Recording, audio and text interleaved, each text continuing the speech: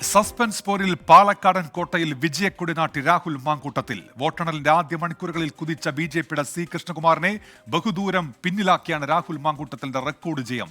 18,840 വോട്ടിന്റെ ഭൂരിപക്ഷത്തിലാണ് വിജയിച്ചു കയറിയത്. രണ്ടാം സ്ഥാനത്തിനായി സി കൃഷ്ണകുമാറും ഡോക്ടർ പി സരനും തമ്മിലുള്ള ഇഞ്ചോടിഞ്ച് പോരാട്ടമാണ് വോട്ടെണ്ണലിന്റെ അവസാന റൗണ്ടിൽ ഉണ്ടായത്.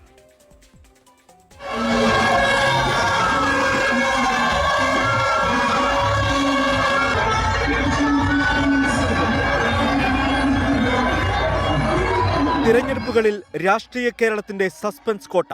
പാലക്കാട് ഇക്കുറിയും പതിവ് തെറ്റിച്ചില്ല. വോട്ടെണ്ണൽ തുടക്കം തന്നെ ഉദ്വേഗഭരിതം. ബിജെപി ഭരിക്കുന്ന പാലക്കാട് നഗരസഭയിലെ വോട്ടെണ്ണി തുടങ്ങിയപ്പോൾ സി കൃഷ്ണകുമാറിന്റെ മുഖത്ത് പുഞ്ചിരിത്തിളക്കം. ആദ്യ ഫലം പുറത്തുവന്നതു മുതൽ 1.25 മണിക്കൂറോളം ലീഡ് സി കൃഷ്ണകുമാറിന്. 4ാം റൗണ്ട് പൂർത്തിയായപ്പോൾ ബിജെപി ക്യാമ്പിലെ പുഞ്ചിരി മാഞ്ഞു. പതിയെ ലീഡ് ഉയർത്തിയ രാഹുൽ ബിജെപി കുതിപ്പിന് തടയിട്ടു. പിന്നെ മാറിമറിയുന്ന ലീഡുനില.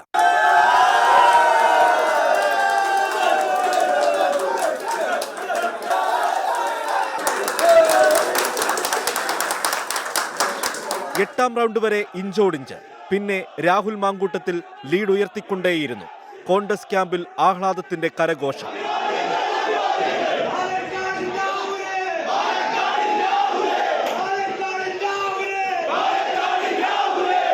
ശക്തി കേന്ദ്രമായ പിരായിരിയിലെ വോട്ടെണ്ണിക്കഴിഞ്ഞതോടെ പിടിച്ചു നിർത്താനാകാത്ത വിധം ഭൂരിപക്ഷം 10,000 കടന്ന് രാഹുലിന്റെ കുതിപ്പ്.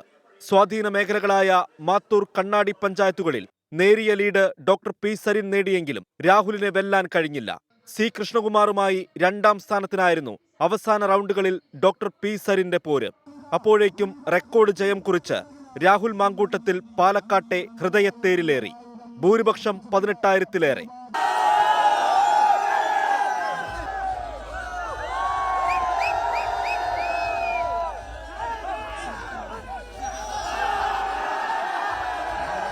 ഭയങ്കര സന്തോഷമുണ്ട്. ജീവിതത്തിലെ ആദ്യമായിട്ടാണ് പ്രസ്ഥാനം മുന്നണിയുമൊക്കെ മത്സരിക്കാൻ ഒരു അവസരം തരുന്നത്. ആ അവസരം ഇങ്ങനെ ആകുന്നതിനകത്ത് വലിയ സന്തോഷമുണ്ട്.